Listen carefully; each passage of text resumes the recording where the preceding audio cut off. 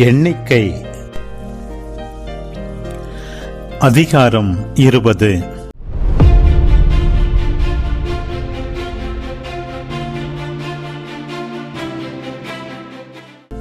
முதல் மாதத்தில் இஸ்ரேல் மக்கள் கூட்டமைப்பு முழுவதும் சீன் பாலை நிலத்துக்கு வந்தது.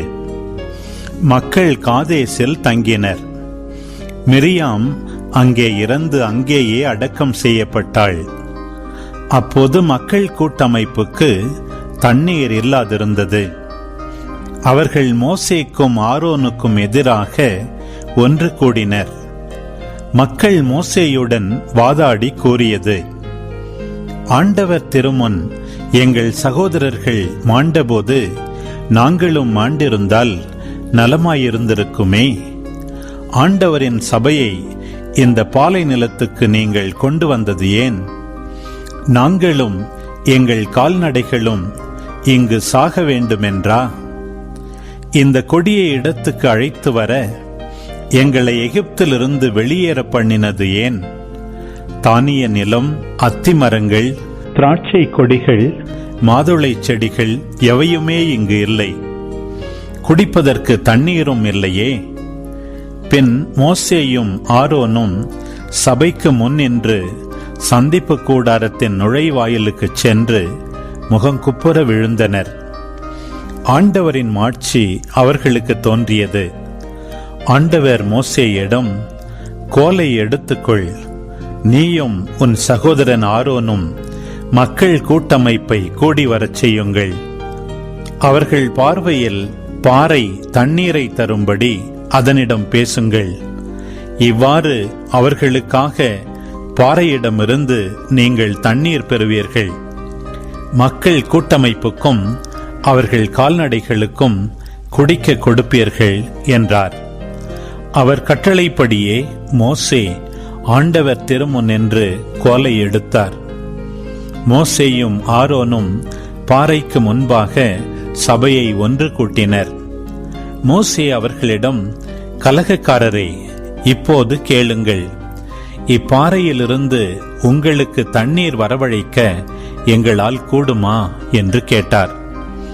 பின் மோசே தம் கையை ஓங்கி தம் கோலால் பாறையை இருமுறை அடித்தார். தண்ணீர் தாராளமாக வந்தது. மக்கள் கூட்டமைப்பினரும் அவர்கள் கால்நடைகளும் குடித்தனர். ஆண்டவரோ மோயிசனிடமும் ஆரோனிடமும், இஸ்ரேல் மக்கள் பார்வையில் நான் தூயவராக விளங்கும்படி நீங்கள் என்னில் நம்பிக்கை கொள்ளாமல் போனதால் இந்த சபையை நான் அவர்களுக்கு கொடுக்கவிருக்கும் நாட்டில் கொண்டு சேர்க்க மாட்டீர்கள் என்றார். இது மெரிபாவின் தண்ணீர். இங்குதான் இஸ்ரேல் மக்கள் ஆண்டவரிடம் வாதாடினர். அவர் அவர்களிடையே தம்மை தூயவராக காண்பித்தார். காதேசிலிருந்து மோசே ஏதோம் மன்னனிடம் தூதரை அனுப்பி கூறியது, உன் சகோதரன் இஸ்ரேல் கூறுவது இதுவே, எங்களுக்கு நேர்ந்த இடர்பாடுகள் அனைத்தையும் நீர் அறிவீர். எங்கள் மூதாதையர் எகிப்துக்கு சென்றனர். நாங்கள் எகிப்திலே நெடுங்காலம் தங்கியிருந்தோம். எகிப்தியர் எங்களையும் எங்கள் மூதாதையரையும் மிகவும் கொடுமையாக நடத்தினார்கள். நாங்கள் ஆண்டவரை நோக்கி அழுதபோது அவர் எங்கள் குரலை கேட்டு எங்களை எகிப்திலிருந்து வெளிக்கொணர ஒரு தூதனை அனுப்பினார். நாங்கள் இங்கு உமது எல்லையின் ஓரத்தில் உள்ள காதேசு நகரில் இருக்கிறோம். இப்போதும் உம் நாடு வழியே எங்களை போகவிடும். நாங்கள் வயலின் ஊடேயோ திராட்சை தோட்டத்தின் ஊடேயோ கடந்து செல்ல மாட்டோம். எந்த கிணற்றிலிருந்தும் தண்ணீர் குடிக்க மாட்டோம். நாங்கள் அரச நெடுஞ்சாலை வழியே செல்வோம். உம் எல்லையை தாண்டும் வரை நாங்கள் வலப்புறமோ இடப்புறமோ திரும்ப மாட்டோம். ஆனால் ஏதோம், நீங்கள் கடந்து செல்லக்கூடாது. மீறினால் நான் உங்களுக்கு எதிராக வாளெடுத்து வரவேண்டியிருக்கும் என்று அவருக்கு கூறி அனுப்பினான். இஸ்ரேல் மக்கள் அவனிடம், நாங்கள் நெடுஞ்சாலை வழியே செல்வோம். நாங்களோ எங்கள் கால்நடைகளோ உம் தண்ணீரை குடித்தால் அதற்கான விலையை தருவோம். கால்நடையாக கடந்து செல்ல மட்டும் எங்களுக்கு அனுமதி தாரும், வேறெதுவும் வேண்டாம் என்றனர். ஆனால் அவனோ, நீங்கள் கடந்து செல்லவே கூடாது என்று கூறிவிட்டான்.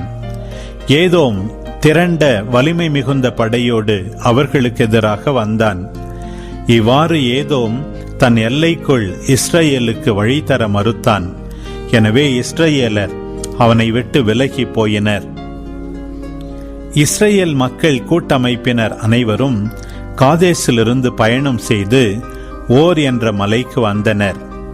ஆண்டவர் ஏதோம் நாட்டின் எல்லையில் ஓர் என்ற மலையில் மோசேயிடமும் ஆரோனிடமும் கூறியது: ஆரோன் தன் மக்களோடு சேர்த்து கொள்ளப்படுவான். நான் இஸ்ரேல் மக்களுக்கு கொடுக்கவிருக்கும் நாட்டுக்குள் அவன் நுழைய மாட்டான். ஏனெனில் மெரிபாவின் தண்ணீர் அருகில் நீங்கள் என் கட்டளையை மீறினீர்கள். ஆரோனையும் அவனுடைய மகன் எலையாசரையும் ஓர் என்ற மலைக்கு கூட்டிக் கொண்டு வா. ஆரோனின் உடைகளை உரிந்து அவற்றை அவனுடைய மகன் எலையாசருக்கு உடுத்து. ஆரோன் தன் மக்களோடு சேர்த்து கொள்ளப்படுவான், அங்கேயே இறப்பான். ஆண்டவர் கட்டளையிட்டபடியே மோசே செய்தார். மக்கள் கூட்டமைப்பு முழுவதின் பார்வையிலும் அவர்கள் ஓர் என்ற மலைக்கு ஏறி போனார்கள். மோசே ஆரோனின் உடைகளை உரிந்து அவற்றை அவர் மகன் எலையாசருக்கு உடுத்தினார். ஆரோன் அங்கேயே மலையுச்சியில் இறந்தார். பின் மோசேயும் எலையாசரும் மலையை விட்டு கீழிறங்கி வந்தனர். ஆரோன் இறந்ததை மக்கள் கூட்டமைப்பு அறிந்தது. இஸ்ரேல் வீட்டார் அனைவரும் ஆரோனுக்காக 30 நாள்கள் துக்கம் கொண்டாடினர். அன்பு உறவுகளே, இது உங்களுக்கான நேரம். இக்காணொளியில் ஒலி ஒளி வடிவில் எண்ணிக்கை புத்தகம் 20ஆம் அதிகாரத்தை முழுமையாக பார்த்தும் கேட்டும் ஜெபித்தும் இருப்பீர்கள். இன்றைய இறைவார்த்தையின் அடிப்படையிலான கேள்வி: மோசே தம் கையை ஓங்கி தம் கோலால் பாறையை எத்தனை முறை அடித்தார்? பதில்களை கமெண்ட்ஸில் பதிவு செய்யவும். இதுபோன்ற வீடியோக்களை தொடர்ந்து காண இந்த வலைதளத்தை சப்ஸ்கிரைப் செய்யவும். மேலும் லைக் கொடுத்து எங்களை ஊக்கப்படுத்தவும். இப்பதிவுகளை மற்றவரோடு பகிர்ந்து ஷேர் செய்து நாளும் திருவிவிலியத்தின் ஒரு அதிகாரத்தை வாசிக்கவும், கேட்கவும், பார்க்கவும் நீங்கள் உதவிடலாம். மீண்டும் அடுத்த காணொளியில் சந்திப்போம். இந்த நாள் இனிய நாளாய் அமையட்டும். இறைவன் உங்களை ஆசீர்வதிக்கட்டும்.